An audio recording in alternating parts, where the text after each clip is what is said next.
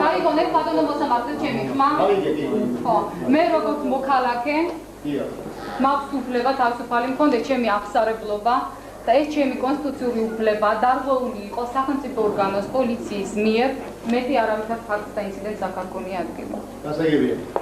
ნინო დღეშევაშვილს აქვს კითხვა. ის მინდა ვთქვა, რომ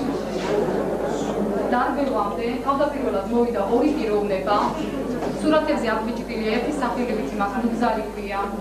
გვარი არ ვიცი, პოლიციის თანახმად ისინი სამოქალაქო დასაწყისში იყვნენ, მაგრამ ისინი მოვიდნენ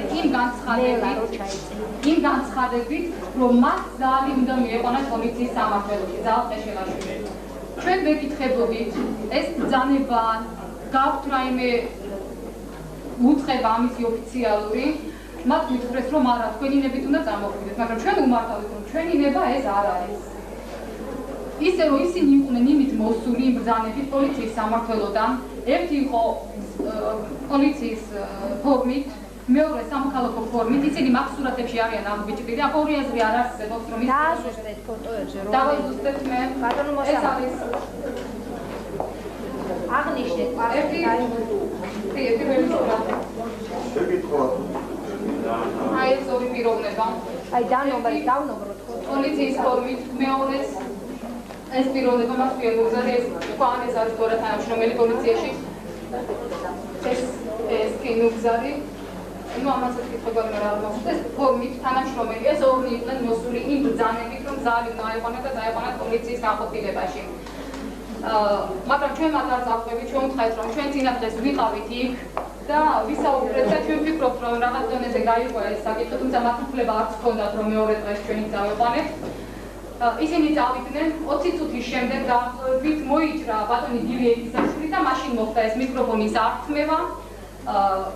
რომ წარმართები ხართ რომ გასა ეს ყველაფერი 29 რიცხვში შემდეგ ის პიროვნებები რომლებიც მან სამოქალაქო განსამოსით არიან ისინი დაგვტრიალებდნენ და მორალს ვიკითხავდნენ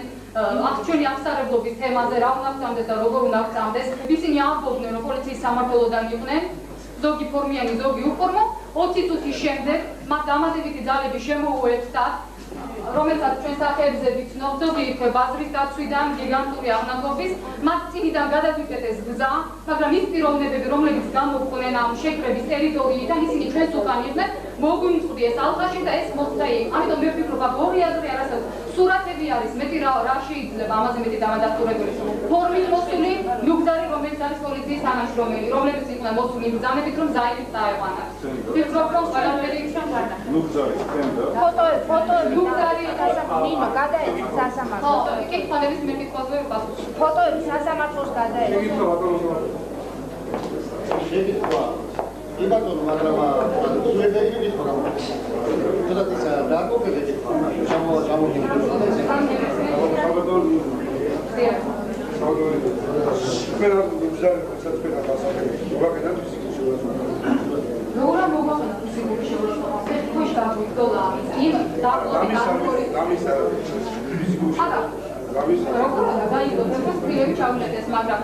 ეს იყო ის პიროვნება, რომელსაც ბრძანება ჰქონდა მიცემული და ის პირველი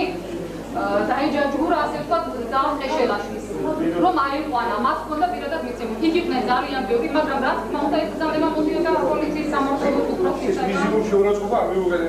როგორ არ მიუღებია ფიზე დაჯაჯურება და გამოკიდება და დაუდებდნენ იქ ყველაფერი დაჯგურებოდა და